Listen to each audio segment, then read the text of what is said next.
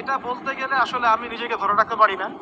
ইসলামের ইতিহাসের সবচাইতে মর্মান্তিক যুদ্ধ হচ্ছে প্রথম, সবচেয়ে মর্মান্তিক। বদর, উহুদ, খন্দক, খায়বার, যত যুদ্ধ আছে এগুলো যুদ্ধ অনেক বড় মাপের। মুতার যুদ্ধের প্রেক্ষাপট এবং সিচুয়েশনটা সম্পূর্ণ ডিফারেন্ট। এখানে আপনাদেরকে আমি 3জন শ্রেষ্ঠ বীরের মহাকাব্য শুনেছি। কয়জন? 3জন শ্রেষ্ঠ বীর পুরুষের মহাকাব্য। নবী সাল্লাল্লাহু আলাইহি সাল্লাম একজন সাহাবীকে পাঠালেন, তার নাম হচ্ছে হারিস বিন উবাইদা। কি নাম বলেন? হারিস বিন উবাইদা, তুমি এই চিঠিটা নিয়ে যাও। এটা তো মদিনা রাষ্ট্র কায়েম হওয়ার পরের কথা, একদম নবম হিজরতের 8ম বছরের দিকের কথা আর কি। তখন ততদিন হুদাইবিয়ার সন্ধিও হয়ে গেছে এবং কাজা উমরা আদায় হয়ে গেছে এবং খায়বার যুদ্ধ জয় হয়ে গেছে। খায়বারের পরের কথা এটা, যে হারিস বিন উবাইদা তুমি এই চিঠিটা নিয়ে যাও, ওই রোমকদের কাছে যাও। তখন তো সুপার পাওয়ার দুইটা, রোমানরা এবং পার্সিয়ানরা। তো এখনকার ওই যে এই কন্টিনেন্টের ন্যাটো আর ওই কন্টিনেন্টের চায়না রাশিয়ার মতো, যেটা করতেছে। তো তো সে গেল ওখানে। সুরাহবিল আল গাসানি একজন শাসক ছিলেন ওইখানকার সিরিয়ার।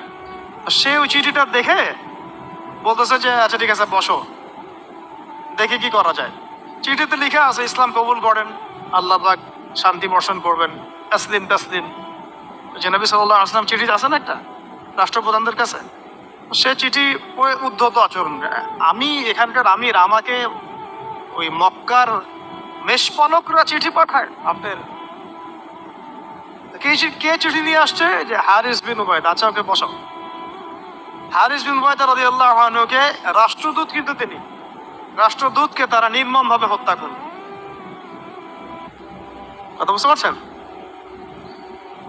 এবার নবী সাল্লাল্লাহু আলাইহি ওয়াসাল্লামের কাছে খবর যখন আসছে রাষ্ট্রদূতকে হত্যা করেছে, আমার সাহাবীকে, কয়জন সাহাবীকে হত্যা করেছে? 10 জন, 20 জন, 100 জন না একজন সাহাবীকে হত্যা করার প্রতিশোধ নেওয়ার জন্য নবী সাল্লাল্লাহু আলাইহি ওয়াসাল্লাম 3000 বাহিনীর একটা জিহাদি কাফেলা তৈরি করলেন।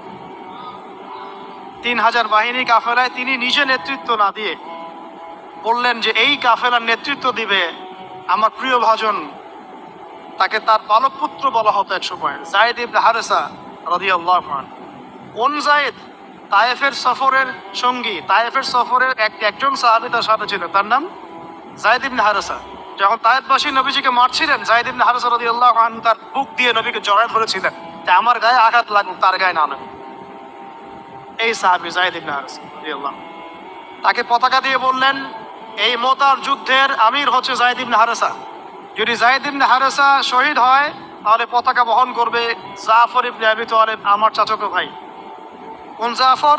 যিনি আবিসিনিয়ায় গিয়েছিলেন মুসলিমদেরকে নিয়ে হিজরত করতে, মনে আছে?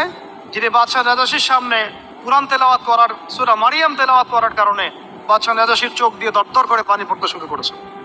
ওই বাদশাহ নাজাশিও পর ইসলাম কবুল করেছে, আলহামদুলিল্লাহ।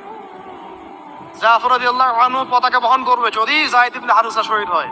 এরপরে যদি জাফরও শহীদ হয়, পতাকা বহন করবে আমার আরেক প্রিয় ভাজন সাহাবী আব্দুল্লাহ বিন রাওয়াহা রাদিয়াল্লাহু আনহু। আব্দুল্লাহ বিন রাওয়াহা রাদিয়াল্লাহু, যাকে যে কোনো মুহূর্তে যদি বলতেন ইসলাম নিয়ে একটা শের বলেন, একটা কবিতা বলেন, ইনস্ট্যান্ট তিনি শের বলে ফেলতে পারতেন। এত সুন্দর, এত উন্নত কাব্য প্রতিভা ছিল তার মধ্যে। এই নষ্ট সংস্কৃতি না, তাদের সংস্কৃতি ছিল একেবারে